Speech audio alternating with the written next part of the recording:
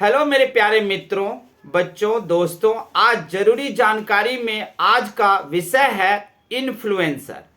Influencer को अगर आप हिंदी में कहोगे तो इन्फ्लुएंसर मतलब होता है प्रभाव डालने वाला, प्रभाव छोड़ने वाला, प्रभाव दूसरों पर डालने वाला। तो हमने इसके लिए बहुत सारी जानकारी इकट्ठा किया है। ये इन्फ्लुएंसर वर्ड शब्द कहाँ से आया, ये कहाँ पाए जाते हैं, और इस नई दुनिया में ये नया शब्द कैसे आया, इसके लिए जानकारी इकट्ठा किया है। यही नहीं, आप पूरा देखना। हम गुड इन्फ्लुएंसर और बैड इन्फ्लुएंसर के बारे में भी बात करेंगे। इन्फ्लुएंसर के क्या काम होते हैं, हम उसके बारे में भी बताएंगे। इसके अलावा हम बताएंगे कि ये इन्फ्लुएंसर लोग हमारे जीवन, समाज को किस तरह प्रभावित कर रहा है, इसके बारे में भी हम बताएंगे। तो आप लोग पूरा वीडियो देखना और पूरा सुनना। सबसे पहले हम आते हैं इन्फ्लुएंसर का परिभाषा। What is the definition of influencer? तो इन्फ्लुएंसर का परिभाषा है कि सोशल मीडिया पर बड़ी संख्या में लोगों पर अपना प्रभाव डालने वाले व्यक्ति को इन्फ्लुएंसर कहते हैं। यानी कि प्रभावशाली व्यक्ति जो अपने विचारों से या किसी न किसी रूप में सोशल मीडिया पर हजारों लाखों लोगों को प्रभावित कर दिया, उसे हम बोलते हैं इन्फ्लुएंसर। अब प्रश्न उठता है, इन्फ्लुएंसर कौन कौन हो सकता है? इन्फ्लुएंसर कोई सेलिब्रिटी भी हो सकता है, इन्फ्लुएंसर कोई पब्लिक फिगर हो सकता है, इन्फ्लुएंसर कंटेंट राइटर भी हो सकता है, इन्फ्लुएंसर किसी कंपनी का प्रोमोटर भी हो सकता है, इन्फ्लुएंसर किसी भी रूप में हो सकता है जिससे कि वो लाखों लोगों को अपनी तरफ आकर्षित करे, अपनी विचारधारा उनमें रोप सके, उनमें अपनी विचारधारा का बीज बो सके, वो होते हैं इन्फ्लुएंसर। अब अगर हम बांटे कि how many kinds of influencer, influencer कितने तरह के होते हैं, तो इन्फ्लुएंसर आपको 4 तरह के होते हैं। एक होता है मेगा इन्फ्लुएंसर। आप सोशल मीडिया पर देखोगे कि मेगा इन्फ्लुएंसर के पास 1 मिलियन से एबव, 1 मिलियन या उससे एबव फॉलोअर्स होते हैं और वो उस पर प्रभाव डालते हैं, उसे बोलते हैं मेगा इन्फ्लुएंसर। दूसरा होता है macro influencer. Macro influencer 1 lakh follower या उससे एबव हो सकते हैं। माइक्रो इन्फ्लुएंसर तीसरा है, जिनके पास 10,000 फॉलोअर्स से लेकर उससे एबव भी हो सकते हैं। और एक होता है जो आप चौथा है, fourth, nano influencer. Nano influencer होते हैं जिनके पास 1000 या उससे एबव फॉलोअर हैं उनके पास। अब हम आएंगे कि गुड और बैड इन्फ्लुएंसर को देखने के लिए कि यहां पर मैंने बता दिया कि there are 4 types of influencer, mega, macro, micro और नैनो। लेकिन ये तो हुआ आपको साइंटिफिक तरीके से बांटना 4 प्रकार के। लेकिन दरअसल में हम अगर गौर से देखें तो 2 ही प्रकार के इन्फ्लुएंसर हैं, बैड इन्फ्लुएंसर और गुड इन्फ्लुएंसर। और कुछ ऐसे हैं जिनमें बैड और गुड दोनों के गुण पाए जाते हैं। बैड इन्फ्लुएंसर के गुण भी हैं उनमें और गुड के भी हैं। तो सबसे पहले हम आपको गुड इन्फ्लुएंसर के बारे में बताएंगे। उनके एग्जाम्पल कौन है, उनमें हम कुछ नाम लेंगे। गुड जो इन्फ्लुएंसर हैं वो हैं जैसे कि मासूम मीनावाला, सेजल कुमार, उसके बाद है कोमल पांडे, उसके बाद है आसना सिद्धार्थ, उसके बाद है सिद्धार्थ बत्रा, आयुष मेहरा। ये सब जो है वो आपको गुड हैं। उसके बाद भुवन बाम और खान सर, अलक पांडे सर, ये सब जो है वो गुड इन्फ्लुएंसर हैं क्योंकि इन्होंने समाज के लिए अच्छा काम किया है, सामाजिक वैल्यू को जिंदा रखा है। अब आते हैं bad example of. Bad example है आपको इन्फ्लुएंसर का, वो उसमें सबसे पहला नाम है मुनव्वर फारूकी। मुनव्वर फारूकी वो स्टैंडिंग कॉमेडियन है। लेकिन आप इस इन्फ्लुएंसर को देखोगे कि ये बिना हिंदू देवी देवता पर बिना ताना मारे बिना प्रैंक किए हुए ये कॉमेडी ही नहीं कर पाता है। तो इसलिए इसको बैड कहा गया है कि आप किसी भी धर्म के देवी देवताओं को लेकर कॉमेडी कर रहे हो तो सामाजिक वैल्यू को कहीं ना कहीं तोड़ रहे हो, लोगों को कहीं ना कहीं दुख या आप तकलीफ पहुंचा रहे हो। तो मुनव्वर फारूकी बैड में से आते हैं। इसके बाद कुछ विदेशी हैं जो बैड इन्फ्लुएंसर हैं, जैसे केंडाल जेनर, उसके बाद है कैटी प्राइस। ये सब काफी ज्यादा कंट्रोवर्शियल और बैड इन्फ्लुएंसर में गिने जाते हैं। और कुछ और भी हमारे देश में है जो बैड इन्फ्लुएंसर हैं, अपूर्वा मखीजा, आशीष चंचलानी, रणवीर इलाहाबादिया और समय रैना और जसप्रीत सिंह। ये सारे के सारे बैड इन्फ्लुएंसर हैं जो ना तो धर्म का ख्याल रखते हैं ना समाज का। चलो धर्म का आपने ख्याल नहीं रखा, एक मिनट के लिए मान ले धर्म होता ही क्या है, कुछ नहीं होता, वो तो विचार है। लेकिन सामाजिक मूल्य तो कुछ होता है ना, पारिवारिक मूल्य तो कुछ होता है ना।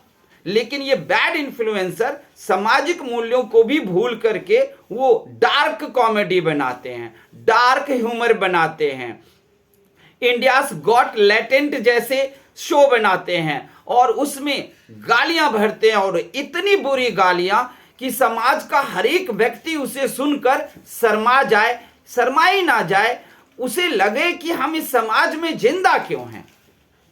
अब आप देख गुड और बैड इन्फ्लुएंसर के तो एग्जाम्पल और नाम देख लिए। अभी हम और थोड़ा चर्चा करेंगे इस गुड और बैड के बारे में कि ये गुड और बैड कौन कौन से काम करते हैं। पहले सीधे देख लेते हैं कि इन्फ्लुएंसर के वर्क क्या है। What is the work of influencer. देखो जो भी इन्फ्लुएंसर हैं उनका काम होता है मार्केटिंग का काम होता है। मतलब कोई ब्रांड बेच रहे हो, कोई सामान बेच रहे हो, तो ये काम इन्फ्लुएंसर करता है। चाहे आप यूट्यूब पे फेमस हो, सोशल मीडिया इंस्टाग्राम पर फेमस हो, तो कोई कंपनी जो है ना आपसे कांटेक्ट करेगी और बोलेगी कि मेरा प्रोडक्ट का आप ऐड कर दो, बेचने में मदद करो, और इस तरीके से वो उनसे कॉन्ट्रैक्ट करके उनको जोड़ करके और वस्तु का मार्केटिंग करते हैं। दूसरा है कंटेंट क्रिएटर, यानी कि जो स्पीच होते हैं, आर्टिकल होते हैं, गाने होते हैं या रैप सॉन्ग होते हैं, उन सब लिखने वाले को हम कंटेंट क्रिएटर कहते हैं। तो ये लोग कंटेंट क्रिएट करते हैं, चाहे वो छोटा सा शॉर्ट्स रील्स हो या बड़े बड़े स्पीच आर्टिकल हो, वो कंटेंट क्रिएटर का भी काम करते हैं इन्फ्लुएंसर लोग। इसके अलावा इनका काम है जैसे कि ये अपने जीवन की गवाही देते हैं। मतलब ये ही provide people his life testimony. वो अपनी लाइफ की टेस्टिमनी देते हैं, यानी कि अपनी जिंदगी के बारे में बताते हैं, जीवन परिचय। ये भी इन्फ्लुएंसर का काम है। उनके जीवन परिचय से बहुत सारे लोग प्रभावित होते हैं और फिर उनके जीवन से जो उन्होंने कहानी बताई, जो अपने लाइफ के बारे में जो उन्होंने बताया, उसके बारे में वो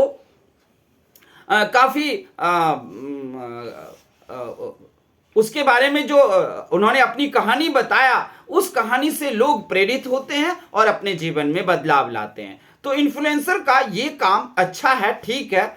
उन्होंने अपने जीवन में अगर दुख भोगा है, तकलीफें भोगा है, तो वो सब जब वो सोशल मीडिया पर आकर बयान देते हैं और स्पीच देते हैं या लिखते हैं, तो लोगों को उसमें से सीखने को मिलता है। ये भी अच्छा काम है। इसके अलावा काम है सेल का, यानी कि वस्तु को बेचने का। उसके बाद ब्रांडिंग करने का। ये कोई भी प्रोडक्ट, मान लो किसी कंपनी का प्रोडक्ट नहीं बिक रहा है, तो इन्फ्लुएंसर लोग उस कंपनी से कांटेक्ट करके उनको ब्रांडिंग करने को कहते हैं। ब्रांडिंग में जैसे इन्फ्लुएंसर लोग कहते हैं मैं आपको जो नाम चुनकर दूंगा ना, आप अपने प्रोडक्ट का ये नाम रख लो, आप ये कर लो, फिर देखो कितना अच्छा आपका बन जाता है। तो इस तरीके से ये है इन्फ्लुएंसर लोगों का वर्क। ऐड करना, सामान बेचना, मार्केटिंग करना, अपने जीवन की गवाही, लाइफ टेस्टिमनी देना, ये सब रूप में आप देखोगे कि इन्फ्लुएंसर का अच्छा काम है। अब हम देखते हैं कि गुड इन्फ्लुएंसर जो मैंने बताया कि जो व्यक्ति गुड इन्फ्लुएंसर हैं, जो बैड हैं, क्या कोई गुड और बैड दोनों है?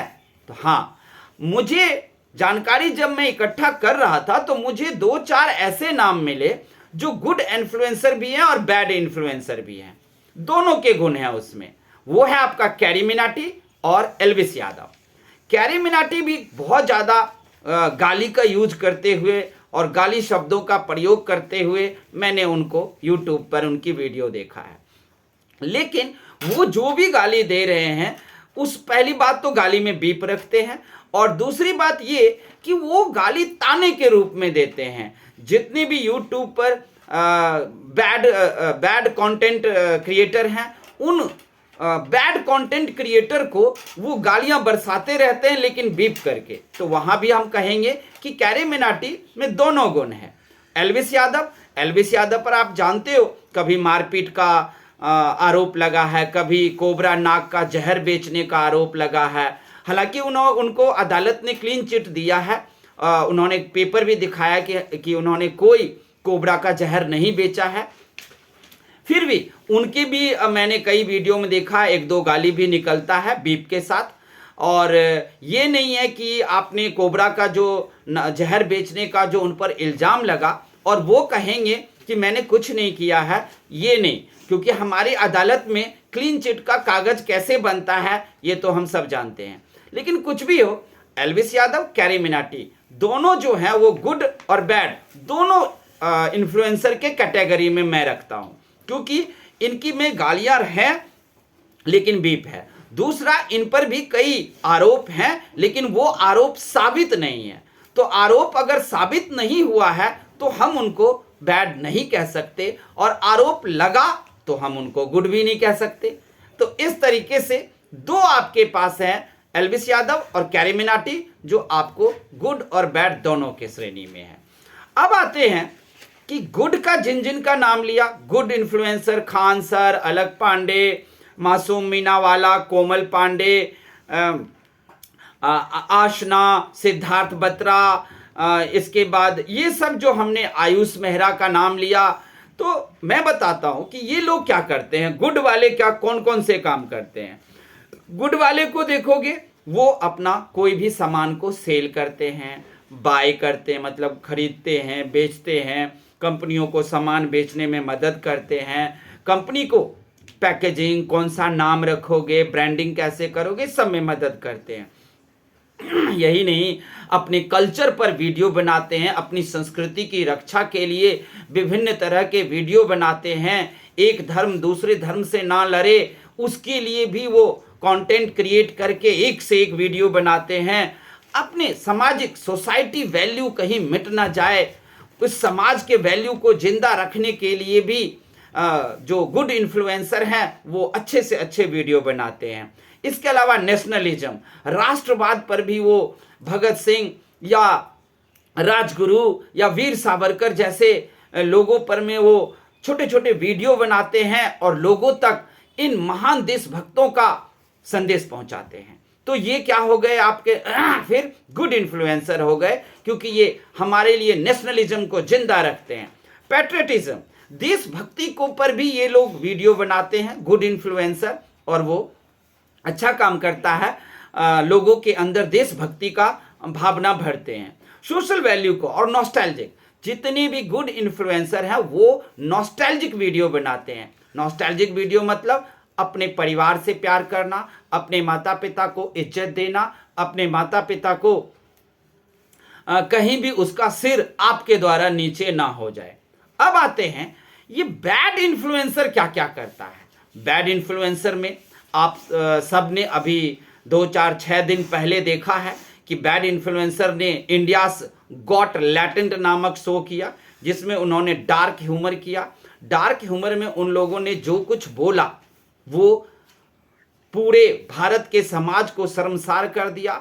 ये जो बैड इन्फ्लुएंसर रहते हैं ना, उनको कोई मतलब नहीं है कि समाज की संस्कृति जिंदा रहे, समाज की वैल्यू जिंदा रहे, पारिवारिक बंधन बना रहे।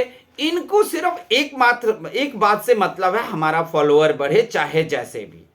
अगर ये जानते हैं कि लोगों के अंदर गंदगी देखने का मन रहता है, तो ये लोग वही गंदगी भरी वीडियो बनाकर और अपना फॉलोअर बढ़ाते हैं। जो बैड इन्फ्लुएंसर हैं उनको सिर्फ और सिर्फ अपने फॉलोअर्स बढ़ाने से मतलब है और किसी चीज से मतलब नहीं है। जबकि जो गुड इन्फ्लुएंसर है उनको फॉलोअर्स से नहीं मतलब है, उनको मतलब है कि फॉलोअर आज न कल हो ही जाएगा। हमें सामाजिक मूल्य, अपनी संस्कृति, अपने धर्म, अपने देश की रक्षा, देशभक्ति, पारिवारिक बंधन, पारिवारिक एक सिस्टम प्रणाली को जिंदा रखना है। ये होता है गुड वाला। लेकिन बैड वाला नहीं, वो कुछ भी करेगा अपने फॉलोअर्स बढ़ जाए, क्योंकि हम मनुष्य हैं।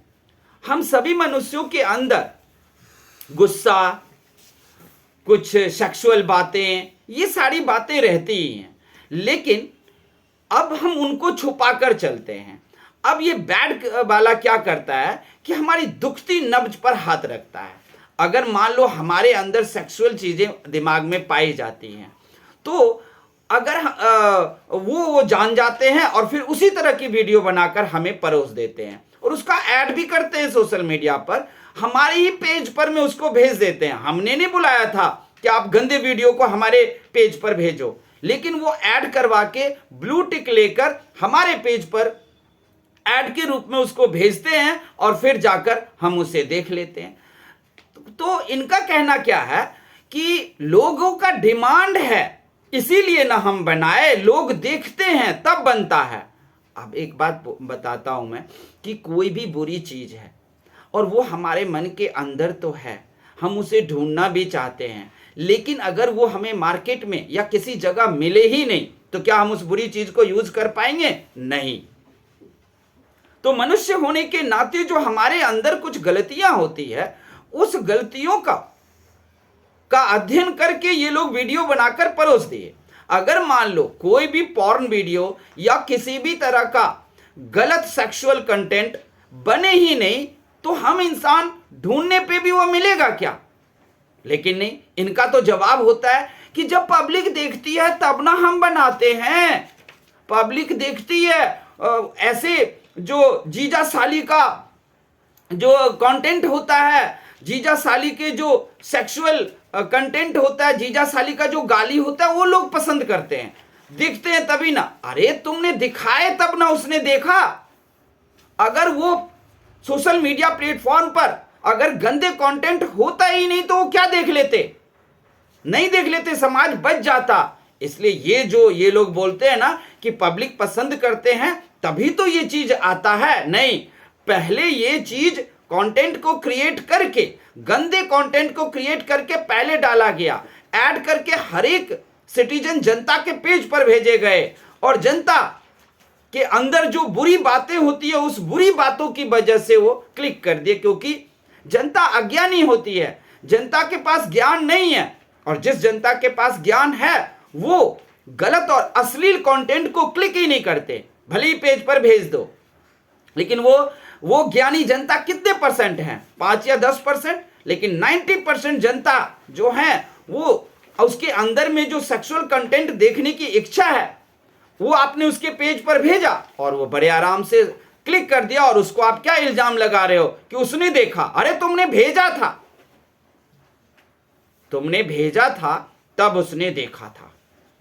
अगर तुम भेजते नहीं तो, अगर किसी इलाके में लोगों को नॉनवेज मुर्गा मिले ही नहीं खाने को, तो कोई खाने की कोशिश भी करेगा तो कहां से खा लेगा? नहीं मिल सकता। तो पहले जो मुर्गा मीट काट करके बेचते हैं, गलती तो उनकी है कि तुमने दुकान लगाई तब न जनता है। लेकिन नहीं, मुर्गा काटने वाला मुझे क्या बोला कि लोग जब खाते हैं तब ना हम काट कर बेचते हैं। मैंने कहा ठीक है, अगर मान लो कि मेरा मन है मुर्गा खाने का, लेकिन जब मैं बाजार गया और अपने 10-20 किलोमीटर के दायरे में हमें कहीं भी वो मुर्गा मिला ही नहीं, मांस मिला ही नहीं, तो हम कैसे खा लेंगे? तब तो समाज सुधर गया ना। तो ये मत कहो कि पब्लिक देखती है तब ये परोसते हैं। ये जो बैड इन्फ्लुएंसर है, इनको सोशल वैल्यू को तोड़ते हैं, सेक्सुअल कंटेंट डालते हैं, फिल्दी अश्लील चीजों को डालते हैं, सबसे ज्यादा न्यूडिटी, नग्नता को दिखाते हैं। इनको किसी बात से मतलब नहीं है कि पब्लिक का क्या हो या ना हो, हमारे समाज में सामाजिक वैल्यू जिंदा रहे ना रहे, इसको मतलब है फॉलोअर्स बढ़े। अरे कुछ तो ऐसा उदाहरण दूंगा ना कि मैंने देखा है सोशल प्लेटफॉर्म पर कुछ इन्फ्लुएंसर रील्स बनाकर क्या पूछते फिर रहे हैं, तुम्हारे चड्डी का कलर क्या है, ये क्या है, चड्डी का कलर पूछे फिर रहे हो। यही ले लो रणवीर इलाहाबादिया को, वो कहता है कि हम अपने माँ बाप को सेक्स करते हुए देखने की दिली इच्छा है, बोलने में भी शर्म आ रही है, पारिवारिक सिस्टम को ही बर्बाद करना चाहते हैं। ये एक परिवार, एक संस्था, एक प्रणाली है, परमात्मा के द्वारा, ईश्वर के द्वारा बनाया गया परिवार एक संस्था है। तुम क्या कर रहे हो, प्रकृति से लड़ रहे हो। रणवीर इलाहाबादिया, वहीं समय रैना को देख लो, वो कहेगा कि 3 साल की बच्ची को 16 करोड़ की इंजेक्शन की जरूरत है, 3 साल ने 3 महीने की बच्ची को, तो 16 करोड़ रुपए आ भी जाए तो वो बच्चे की मां क्या करेगी कि उस 3 महीने की बच्ची को मरने के लिए छोड़ देगी और 16 करोड़ रुपए बचा लेना चाहेगी, क्योंकि वो सोचेगी अगली बार फिर पैदा कर लूंगी। अब बताओ, ऐसे ऐसे स्टैंडिंग कॉमेडियन होते हैं समय रैना जैसे, जो ये बात बोलते हैं। वही अपूर्वा मखीजा को देख लो, वो कैसे बात कर रही है। वो बोलेंगे तुम्हारे डैश में सेंसेशन है कि नहीं, तो अपूर्वा मखीजा बोलेगी मां के डैश से निकलने के बाद डैश कभी देखा है क्या। इतना मतलब जो आम जनता के अंदर जो कमी वाला पॉइंट होता है, जो फॉल्ट पॉइंट है, उस पॉइंट को पकड़कर और ये लोग और परोस रहे हैं। अरे हम आम इंसान हैं, हमारे अंदर कुछ कमियां होती हैं, उन कमियों को हम दबा कर रखते हैं। दबा कर रखने में आपको मदद करनी चाहिए या उसे दूर करने में मदद करनी चाहिए, जबकि आप डार्क ह्यूमर के द्वारा इतनी ज्यादा खुला गालियां परोसते हो। वहीं पर रणवीर इलाहाबादिया कहता है मैं तुम्हें 2 करोड़ दूंगा, तुम हमारा डैश आकर शक करो। ये क्या बात थी भाई। तो लोग पूरा शर्मसार, पूरे देश भर में इन पर रणवीर इलाहाबादिया, समय रैना, आशीष चंचलानी, सब पर पूरे देश भर में केस हुआ है। अब इतने केस तो ये संभाल नहीं सकते, तो रणवीर इलाहाबादिया बहुत बड़े वकील करके, जिनका एक हियरिंग का 10 लाख रुपए फीस है, वो लेकर गया सुप्रीम कोर्ट। सुप्रीम कोर्ट ने कल उनको इतना लताड़ा है कि तुम्हारे कारण हमारी बहू बेटियां आज शर्म से घर में बैठी हुई हैं, निकल नहीं पा रही है कि तुमने बोला क्या है, तुम्हारा वीजा कैंसल, तुम देश छोड़कर नहीं जा सकते, तुमको अरेस्ट तो नहीं कर रहा हूं लेकिन जेल से भी कम नहीं होगा, तू अपने घर से बाहर नहीं निकल सकता, तुम अपनी सिटी शहर नहीं छोड़ सकते। तुरंत सुप्रीम कोर्ट ने आदेश दिया इसका वीजा कैंसिल करो कि ये बाहर ना भागे, क्योंकि इसने हमारे देश के सिस्टम, प्रणाली, सब कुछ को बर्बाद करके रख दिया है। डार्क ह्यूमर के नाम पर तुम फिल्दी अश्लील चीजें परोसने लगोगे, जिससे सामाजिक मूल्य खत्म हो जाएगा। आप लोग भी दोस्तों याद करना, ये बैड इन्फ्लुएंसर जो हैं, उन्होंने किस तरह हमारी दुखती रग, हमारे फॉल्ट पॉइंट को यूज किया। पहले आप फिल्मों में देखोगे गाली, अभद्र बातें, अभद्र गाने, इस सब को इसने जनरलाइज कर दिया। उसके बाद क्या किया इसने कि फिर हर गाने में ड्रग्स, नशा और दारू लाकर उस गाने को भी जनरलाइज कर दिया। एक से एक डिसेंट, कुलीन और अच्छे घर की लड़कियां, महिलाएं दारू वाले गाने पर भी शादी ब्याह में डीजे पर डांस कर रहे होते हैं। इतना जनरलाइज कर दिया, दिमाग में जनरल हो गया, कोई बात नहीं, हाँ दारू चलता है, सिस्टम चलता है, नशा चलता है गाने में। अब तो ये लोग वहां पहुंच गया है कि अब ये समाज में पारिवारिक बंधन में भी जनरलाइज कर देंगे। ये इतना जनरलाइज, सेक्सुअल चीज को इतना जनरलाइज करेंगे कि भाई बहन में भी रिश्ता ना कहीं गलत बनने लगे। और तो और रणवीर इलाहाबादिया, समय रैना कहता ही है कि माँ बाप के सेक्सुअल सीन को देखना चाहोगे या माँ बाप के साथ पार्टिसिपेट करना चाहोगे, बताओ। इस पर जब धीरेन्द्र शास्त्री या अन्य गुरुओं ने जवाब दिया कि इन्हें इन्हें दंड नहीं, इन्हें साफ कर देना चाहिए। तो बड़ी लोगों को बुरा लगा, कानून नहीं है क्या, संविधान नहीं किया है क्या? और ये कहा कि ये तो अभिव्यक्ति प्रकट करने का अधिकार है। तो अभिव्यक्ति प्रकट करने पर हमारे गुरु धीरेन्द्र शास्त्री उसको खत्म, उन व्यक्तियों को साफ करने का बात क्यों कह रहा है? क्या कोई व्यक्ति अभिव्यक्ति प्रकट ना करे? अरे दिल से पूछो ना, कौन सी अभिव्यक्ति तुम प्रकट करना चाहते हो? क्या इन अभिव्यक्ति को प्रकट करने के बाद क्या ये समाज, क्या ये सिस्टम, क्या ये दुनिया चलेगी? नहीं चलेगी।